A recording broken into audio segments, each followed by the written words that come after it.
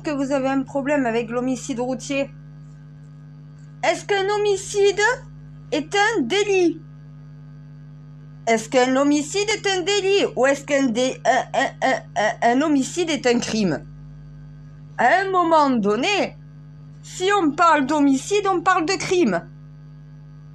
Ce n'est pas un délit routier, c'est un crime routier. Homicide. Et à un moment donné, l'homicide est toujours volontaire. Hein? Un homicide involontaire, ça n'existe jamais. Le policier qui a fait feu avec son arme, il a pris la décision de tirer. Celui qui prend son véhicule et qui prend la route dans un état où il sait très bien lui-même qu'il ne peut pas la prendre, mais il va la prendre quand même. T'es volontaire, Palmade a fait un meurtre. Un homicide, c'est un meurtre. Si vous voulez rendre justice en modifiant le terme de délit routier par homicide routier, à un moment donné, c'est pas parce que vous gardez 10 ans la peine maximum que c'est considéré comme un délit. Non. Ça veut dire que le crime d'un homicide routier, c'est de 10 ans. La peine exacte, c'est 10 ans ferme. Oh mais... Ah ben non, il n'y a pas de mémé. Du moment que tu prends... faut pas la jeter mémé dans les orties. Voilà. Quand tu prends ton véhicule en état d'ébriété, quand tu prends ton véhicule en ayant consommé des drogues, tu deviens un assassin. Soit tu prends la route clean, soit tu la prends pas. Si tu la prends, t'assumes, tu prends ferme.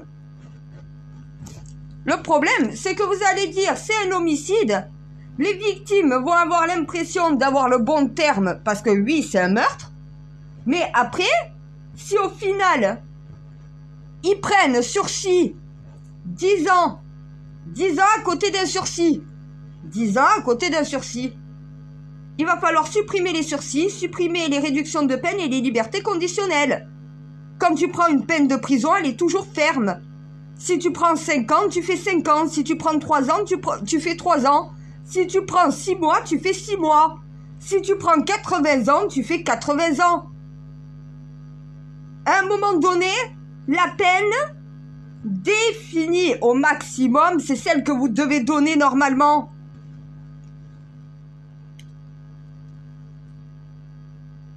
Eh ben oui, à un moment donné, je suis désolée. Et quand il y a récidive, tu doubles. Tu prends 20 ans au lieu de 10. Voilà, t'as récidivé. Tu vas faire 20 ans de prison ferme. Tu prends 10 ans pour la première, 10 ans pour la seconde. 20 ans de prison pour 2 homicides routiers. Honnêtement, c'est pas cher payé. Mais ce n'est pas un délit. Est-ce qu'un braqueur qui braque une banque, c'est un criminel ou un délinquant? Tout dépend le braquage. Si il vole que de l'argent sans faire feu de son arme, au final, eh ben oui, c'est un délinquant.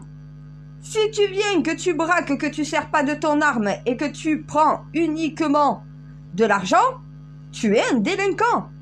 Du moment que le braquage, tu fais feu de ton arme, tu deviens un assassin. Tu deviens un tueur. Ce n'est plus un délit, le cambriolage, ça devient un crime. Parce que tu as fait feu de ton arme. Tu deviens un criminel, tu as voulu tuer quelqu'un.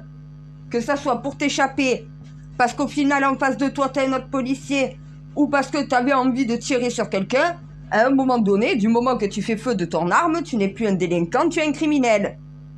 Tu prends ton véhicule. Tu n'es pas en état d'ébriété. Tu tues quelqu'un sur la route. C'est un homicide routier. Mais tu étais clean. Tu étais clean. Toi, tu as le droit à un moment donné à une deuxième chance. De cette manière-là, tu étais clean. Donc bien sûr que quelqu'un qui est clean au volant et qui tue quelqu'un sans le vouloir, c'est un homicide routier, mais la peine est pas 10 ans de prison. Tu n'avais pas bu, tu n'avais pas consommé de drogue. Tu étais clean au volant. Par contre, à côté de ça, quelqu'un qui n'est pas clean au volant, qui est dans un état d'ébriété ou qui a consommé des drogues, la peine est de 10 ans ferme. Parce que c'est la consommation de drogue ou d'alcool sur la route qui, au final, deviennent le crime. Le délit, ça serait d'avoir conduit sans avoir de permis, sans avoir d'assurance et avoir commis un accident. Mais tu n'as pas bu, tu n'as pas consommé de drogue. Tu as des circonstances atténuantes. Celui qui en a pas, il doit prendre cher. Donc à un moment donné, changer en disant c'est un délit routier pour c'est un homicide routier, si c'est juste le nom qui change, arrêtez tout le gouvernement. Là, les Français veulent que ça soit la loi qui change, pas juste un terme juridique. Les victimes veulent voir ces monstres pendant 10 ans prison. Quand tu prends le risque de tuer quelqu'un parce que tu n'es pas dans l'état de conduire, il n'y a pas de pardon, il n'y a pas de pitié tant que tu n'as pas fait tes 10 ans ferme. Est-ce que vous savez rendre justice à la société et aux victimes? Palmade, je lui fous 10 ans de prison pour chaque victime qu'il a fait. Moi, je fais le cumul des peines. Justement, tant que la peine, elle n'est pas plus diabolique que l'acte que tu as commis, tu ne peux pas comprendre. Voilà pourquoi vos enfants font n'importe quoi. Moi, mon fils ou ma fille, ils savent très bien qu'ils n'ont pas intérêt de la ramener. Ils n'ont plus rien. Je leur ai dit, manquez-moi de respect une fois, vous n'aurez plus rien, plus de cadeaux de Noël, plus rien. Ah ben oui, il faut savoir menacer, mais faire les bonnes menaces à tes enfants. Moi, ma fille ou mon fils, tu les verras jamais au volant d'une voiture en ayant bu ou en ayant fumé. Jamais. Quand tu éduques correctement tes enfants ne font pas ça. Vous avez un problème d'éducation, les parents. Est-ce que vous savez dire non? Est-ce qu'à un moment donné, quand vos enfants font une connerie, est-ce que vous êtes capable de les punir durement? Eh ben oui, la sévérité, ça sert à quelque chose. À te faire entrer dans l'ordre. À te faire arrêter tes conneries. Palmade, 40 ans de prison. Ah mais là, pour Dieu, mes humains, voilà comment Dieu juge. Il y a un problème dans la justice des hommes. C'est pas la justice de Dieu qui pose problème. La justice de Dieu te dit que pour chaque personne,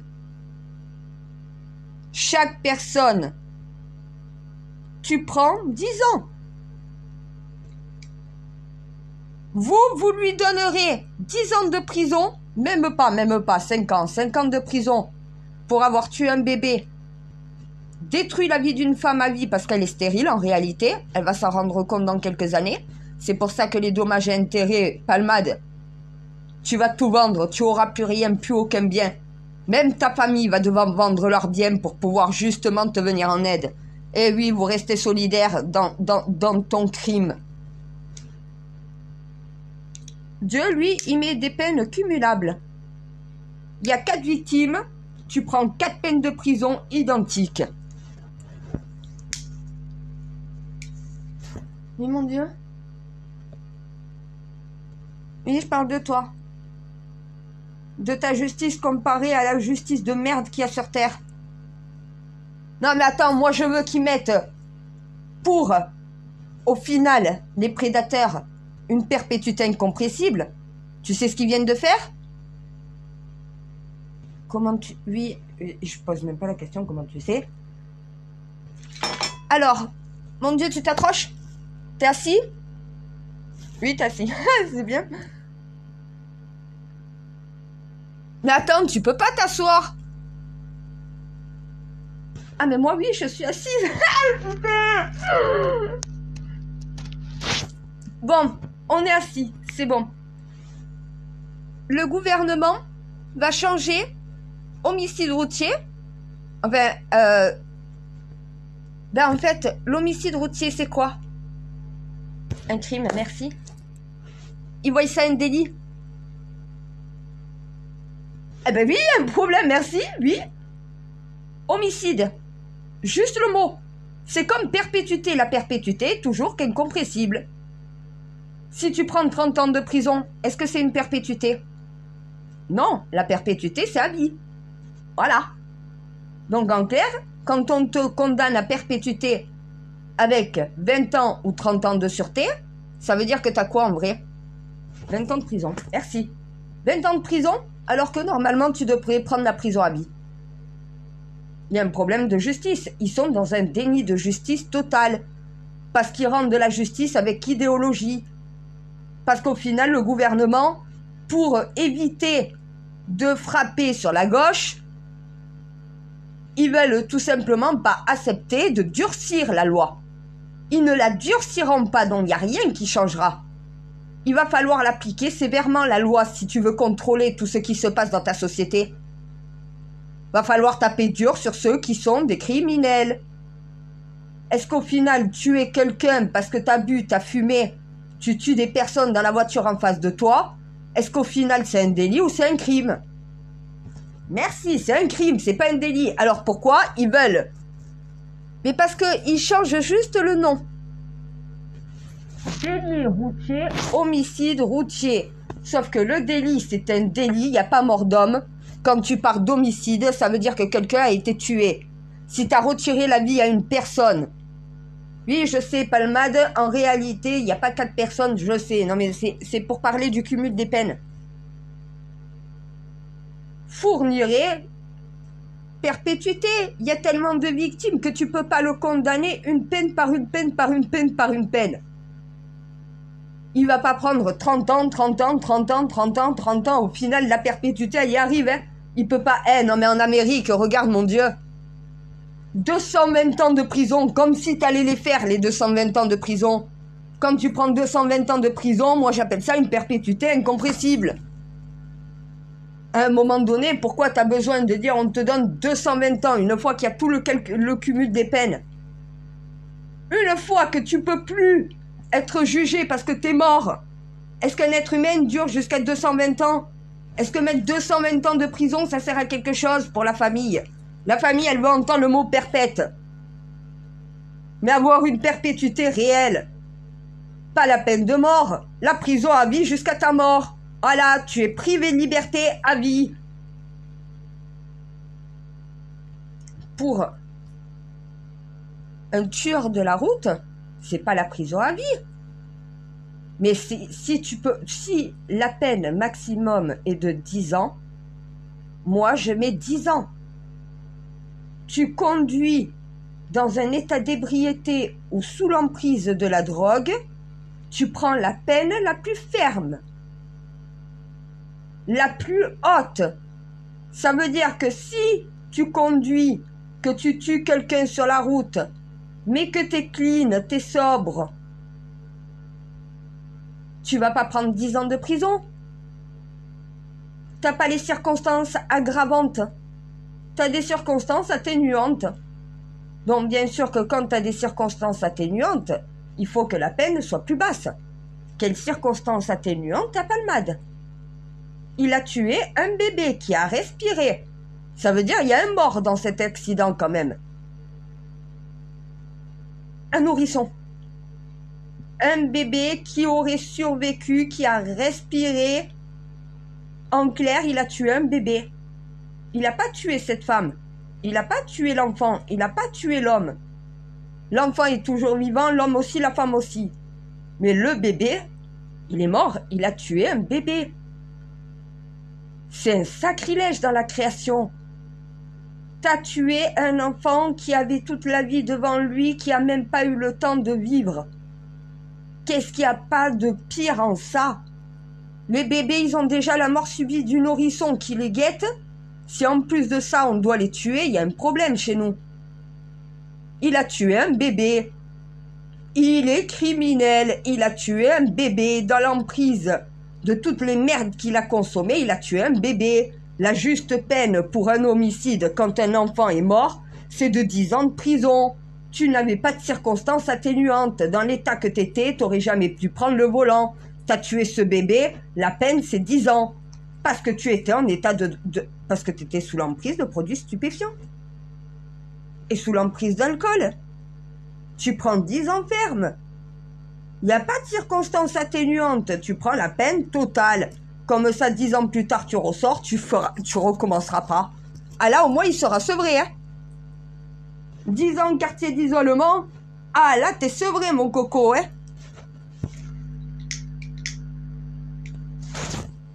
J'ai pas de pitié pour ces gens-là, j'ai pitié pour les victimes. C'est ce que tu m'as appris. Et pitié pour les plus faibles. Là, dans la situation, le plus fort, c'est Palmade. Dès qu'il sort de prison, il va consommer de l'alcool en boîte de nuit. Il a tué un bébé. Il a rendu handicapé un homme. Il a défiguré un petit garçon à vie et il a rendu stérile une femme. À un moment donné, quand on voit les dégâts, faut pas que la peine, elle soit excusable. La peine, elle doit faire mal, très mal. Justement pour un inconscient pareil. Non mais attends, moi je mets en place un protocole pour qu'il se fasse soigner, pour qu'il... moi ça aurait été une réussite. Déjà, le psychiatre, je le contacte plus, donc au final, qu'est-ce qui se passe? Il le laisse ressortir. Il n'était pas prêt à ressortir. Un homme qui vient de commettre tout ce que je viens de dire et qui sort de prison au bout de quoi? Même pas 6 mois. Mais là, l'hôpital psychiatrique, c'était l'hôpital, le centre de désintox. Oui, je sais, c'est centre de désintox. L'unité de désintoxication où il était n'aurait pas dû le laisser ressortir comme ça. Il est en prison. C'était soit la prison à Fresnes, soit cet hôpital jusqu'à ce qu'il puisse sortir étant guéri. On l'a laissé ressortir un danger public. Et avec des amis inconscients qui l'entraînent en boîte de nuit, ils sont capables de lui laisser les clés. À un moment donné, oui. Homicide routier. Et les 3 policiers morts. Ah, eux sont morts. 10 ans, 10 ans, 10 ans, 30 ans. Voilà. Voilà comment juge la justice. Il y a un déni de justice, ils ne savent pas juger. Voilà pourquoi au final ils sont incapables de rendre justice et que les Français demandent la justice. Mais ils sont trop cons les Français, ils l'obtiendront jamais. Avec une justice qui est incapable de sévir, avec une justice qui excuse en permanence, une justice qui n'est pas du côté des victimes mais qui est du côté des coupables. Non mais quand t'entends le gouvernement dire on va faire un homicide routier, ça veut dire que tu as tué sur la route. Donc si la peine maximum pour un homicide routier est de 10 ans, ça veut dire que c'est 10 ans ferme. Si tu as fait un homicide routier, mais que tu as des circonstances atténuantes et non pas des circonstances aggravantes, oui. Ça veut dire qu'en clair, tu as tué quelqu'un sur la route sans circonstances aggravantes, c'est 5 ans de prison, tu prends la moitié. Et si par contre, il y a des circonstances aggravantes, tu prends 10 ans. Tu prends la peine totale. Tu prends la double peine, elle est doublée. Parce qu'au final, tu as consommé des produits stupéfiants sur la route. C'est du zéro. Zéro alcool, zéro drogue au volant. C'est du zéro. Si tu prends de l'alcool ou des drogues, ta vigilance est modifiée. Tes réactions aussi, c'est du zéro sur la route. Si tu veux avoir un jour du zéro risque, et c'est possible, faut que tous les humains soient responsables. Tant qu'ils comprennent pas leurs erreurs, tant qu'il n'y a pas une peine qui sévit, on comprendra jamais. Non mais Nordal le Landais, regarde, il ressort de prison, il recommence. Il ne comprendra jamais. Au lieu de le condamner à perpétuité, qui est la juste peine, on lui met des peines de 20 ans ou de 15 ans de prison. Il aura même pas fait 40 ans de prison, tuant 2 personnes. Comment tu veux que les Français croient à la justice quand déjà ils voient l'injustice juste avec le rendu? Et parce que quand un juge condamne un Nordal le Landais à 15 ans de prison pour avoir tué Arthur Noyer, il lui a laissé la possibilité de recommencer. Tu tues un être humain, t'es privé de ta liberté. C'est dans leur texte. C'est dans leur justice. Et c'est dans le Coran, la Bible et la Torah. C'est marrant. Coran, Bible, Torah. La vérité se trouve dans les 3. Pas chacun séparé. 2. Le code judiciaire, code civil, code pénal. Bizarrement, t'as 3 codes dans la justice, t'as 3 textes saints. Eh ben oui, la justice, vous avez copié sur la religion. Vous croyez quoi? La religion a existé avant vous. Les êtres humains jugeaient déjà avant qu'un tribunal existe. Vous êtes qui, vous, la justice, pour croire que vous avez le droit de rendre justice comme vous le souhaitez? Vous devez la rendre comme elle doit être rendue. Quelqu'un qui tue quelqu'un sur la route, tout dépend comment tu l'as tué. Est-ce que t'étais sobre ou tu ne l'étais pas? T'as quand même tué quelqu'un. Ça veut dire que ta négligence est responsable de la mort de quelqu'un. Oui, faut punir la négligence des gens. Quelqu'un de négligent ne se deviendra pas le contraire de ce qu'il est si au final t'es pas là pour sanctionner, pour taper. Macron, l'autorité, non pas l'autoritarisme. Si tu veux pas te retrouver en prison pour homicide routier avec une peine de 10 ans de prison ferme, sans réduction de peine, sans liberté conditionnelle, faut revenir à ce que c'était avant. Limite au temps de la guillotine, là où on a dit il va avoir une perpétuité, qu'on va plus tuer les êtres humains. C'est ça l'erreur que vous avez commise. Vous avez retiré la peine de mort, vous n'avez pas mis le véritable perpétuité.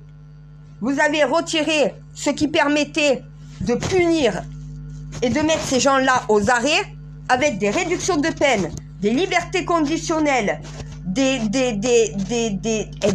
sursis. Cette triquetra-là, vous la retirez. Un délinquant, un criminel n'a pas à être pardonné tant qu'il n'a pas purgé la peine totale. Si tu prends 10 ans lors de ton jugement, mais que t'en fais que 3, est-ce que tu as purgé ta peine? Entre 3 et 10 ans, il y a un problème. Si tu as pris 10 ans de prison, tu dois faire 10 ans de prison ferme. C'est la peine que tu reçois.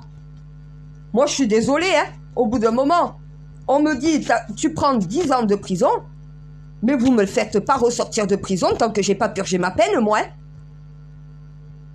Parce que je suis pas pardonné, moi, par Dieu ou la société, tant que j'ai pas purgé la totalité de la peine qui m'a été donnée lorsque le juge a tapé son coup de marteau pour dire j'ai jugé. La balance sert à peser. L'épée sert à trancher, à couper dans le vif du sujet, à séparer au final la personne de ses actes. On ne juge pas une personne sur sa vie, on juge une personne sur ses actes. Qu'est-ce que je m'en bats les couilles que Pierre Palmade soit quand même quelqu'un de gentil. Le quelqu'un de gentil qui faisait rire tout le monde fait rire plus personne. Quand on voit son état, vous l'avez laissé ressortir. Il est allé en boîte de nuit. Mais vous comprenez pas qu'à un moment donné, dès qu'il se comporte comme ça, c'est direct aller en prison. On t'a donné une chance de te soigner à l'extérieur, ce qui n'est pas le cas de tous les délinquants et de tous les criminels qui se trouvent en prison. Un policier y est, entre le policier et Palmade. Le policier dans l'exercice de ses fonctions. Ça veut dire tu juges non pas un citoyen, tu juges en réalité un policier dans l'exercice de ses fonctions. Oui, à un moment donné, un policier dans l'exercice de ses fonctions qui tire lors d'un refus d'obtempérer, c'est pas le policier qui est citoyen, donc qui rentre chez lui en uniforme et qui tire sur quelqu'un. À un moment donné, le policier, dans l'exercice de ses fonctions, doit être jugé comme un policier qui a fait une bavure dans son métier, mais pas comme un délinquant, comme les délinquants que tu trouves dans la rue. Pas comme les criminels que tu trouves dans la rue. Un jeune de quartier qui tire sur un autre jeune de quartier, c'est pour une histoire de deal. Un policier qui tire sur un jeune qui fait un refus d'obtempérer, c'est pour protéger la société. C'est ce que vous lui avez demandé de faire à ce policier. Moi, je vais le dire, le gouvernement, vous voulez jouer à ça?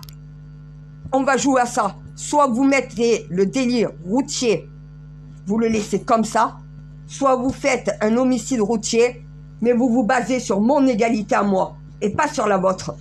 Va falloir ce que je propose, et c'est ce que les Français veulent. Demandez, au final, s'ils veulent réduction de peine, liberté conditionnelle. Demandez aux Français s'ils en veulent encore de ce système-là. Ils vont te dire non, les coupables s'en sortent et les victimes subissent.